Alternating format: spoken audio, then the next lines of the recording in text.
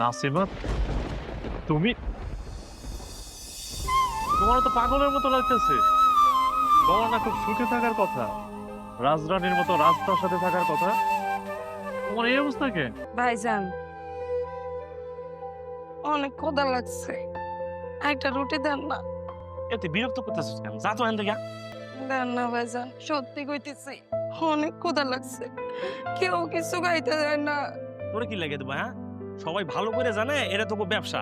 তোর তো হাত পা আছে, আর হাত পা থেকে বিক্রি করছ না। এমনিতে মেজাজটা 49 হয়ে রয়েছে। যা তো এখান থেকে যা, নাহলে কিন্তু একদম গরম পানি গায়ের মধ্যে ঢেলে দেবো।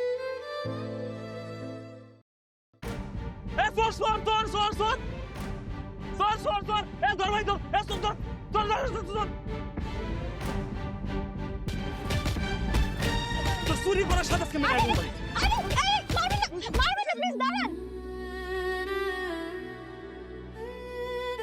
কি করছিলেন আপনারা? এরকম একটা পাগলকে আপনারা কেন মারছেন? এ ভাইয়া, তুমি কেডা? তুমি কি জানো এই মহিলা কি করছে?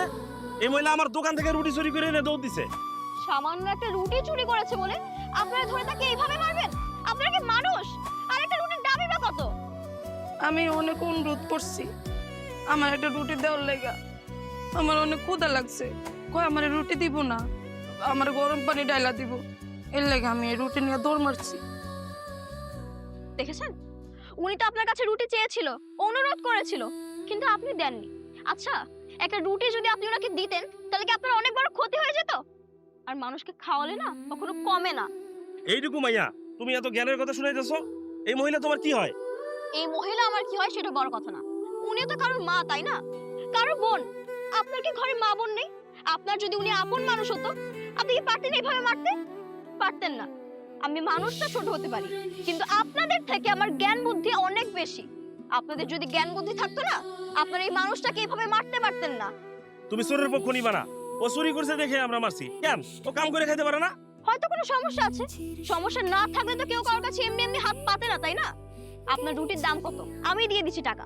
20 টাকা। ধরেন আপনার টাকা, এবার যান এখান থেকে, যান। চলো।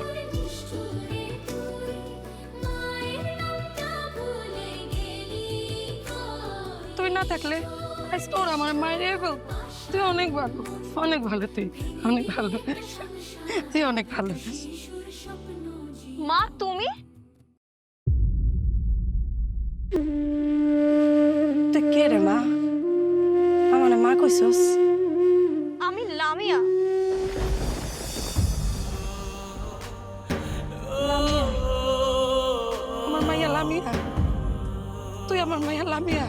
লামিয়া, তুই আমার মাইয়া লামিয়া?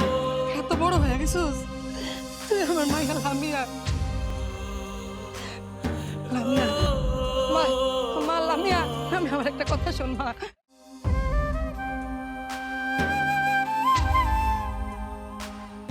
মারে, তুই আমার একটা কথা শুন রে মা।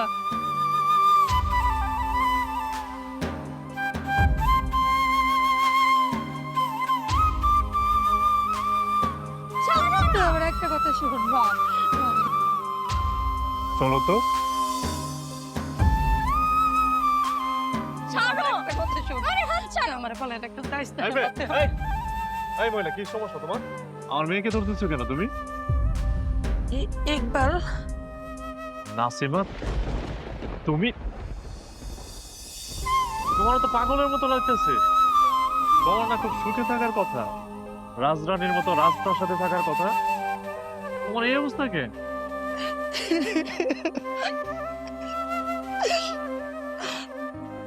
সবে আমার পাপের শাস্তি।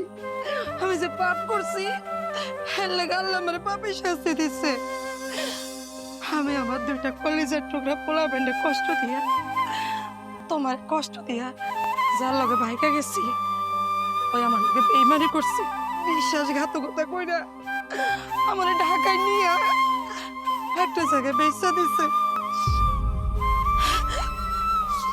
আমি অনেক চেষ্টা করছি, ওইখান থেকে ছুটতে পারি নাই। যখন আমার রূপ যৌবন শেষ হয়ে গেছে, আমি অসুস্থ হয়ে পড়ছি, এরা আমার গার ধাক্কা মেরা বাইর করে দিছে। আমি এই অসুস্থ শরীরে কই যাব? তোমাকে কাছেও যাই নেই, কোন মুখে যাব? শেষমেশ পেট বাঁচানোর লেগা আমি রাস্তায় রাস্তায় ভিক্ষা করতেছি।